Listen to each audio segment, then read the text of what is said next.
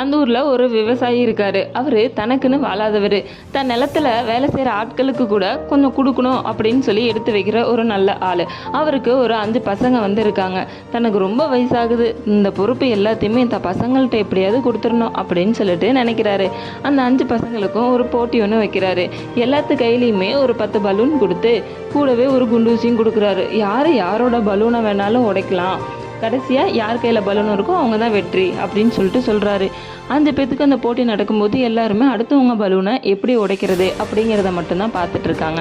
ஒரே ஒருத்தர் மட்டும்தான் தான் பலூனை எப்படியாவது காப்பாற்றணும் அப்படின்னு சொல்லிட்டு போராடிட்டு இருக்காரு. கடைசியாக அப்பா கையில் 2 பலூனும் கொடுக்குறாரு. அப்பாவும் அந்த நிலத்தை கொடுக்குறாரு.